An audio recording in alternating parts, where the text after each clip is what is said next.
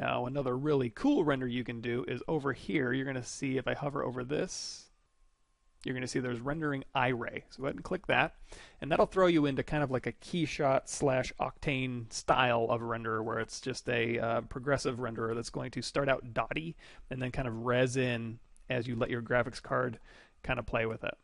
There it is. It's got some really weird settings that I did. I'm going to go ahead and uncheck. So you can override your viewport resolution as something custom. I'm going to go ahead and uncheck that, so it's just my viewport res. And now you're going to see if I leave this alone, it'll slowly start sharpening in. And if I go in here and kind of zoom in, it'll slowly start to kind of res in. Really cool. Now same kind of shadow controls. If I hold down Shift and then right click, it'll go ahead and start bringing shadows in, as well as you can have post effects activated the whole time. No problem. Now you're also going to see, I pause it, if you have pause off, it'll sit there and do iteration. So as long as you don't move your camera and let it sit, it'll start resing in, and that's called your iterations. Now it's 8 out of 1,000, so I have my max sample set as 1,000. And now you can also set max time, and whichever one it hits first, it's just going to stop. Now if you do want to override the viewport resolution, let's go ahead and do a 1920 by 1080. So I'm just like setting that resolution on here. Or you can just have it do viewport. Now my viewport is probably 1920 by 1080, but feel free to go ahead and you can do a 5K, 6K render. You just got to sit there a little bit longer and let it, well, sometimes a lot longer, and let it res in. Now if you want him to look like he's in an environment, and you can also change your environment map. So like right now we've got panorama. Let's go ahead and throw him in a bus garage like we did way back when. And I'm going to go here to dome. And I've got sphere with ground selected, but I have a color also selected. I'm going to uncheck that color.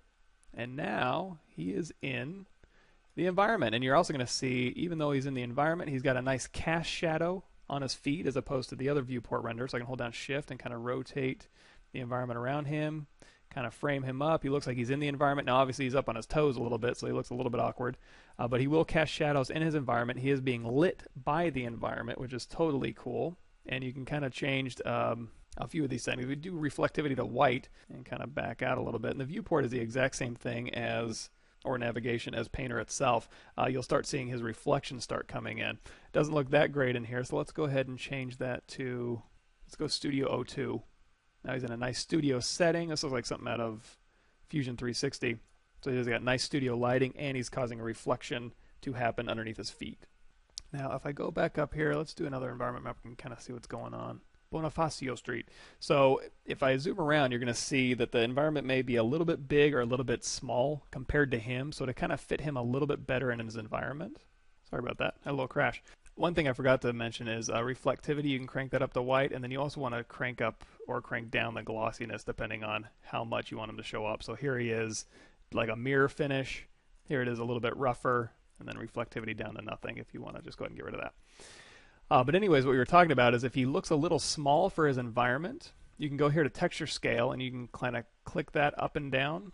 So there he is, really small. There he is, getting a little bit bigger. Now it starts getting a little bit warped, so you might have to kind of play with that. But it's just a really kind of quick way to use your, kind of start cranking that radius down a little bit. There we go. So now it looks like he's about the right size. See, we've moved his texture scale down, moved the radius down, and now he looks like he's kind of sitting in a little villa, and I guess this is in the Philippines somewhere. So anyways, just a little bit of iRay rendering for you. Use that to your advantage, or if you don't want to use iRay, you can go ahead and click out of iRay, and now you're back just here in Substance Painter, and you can make some really cool stuff in Substance Painter as well.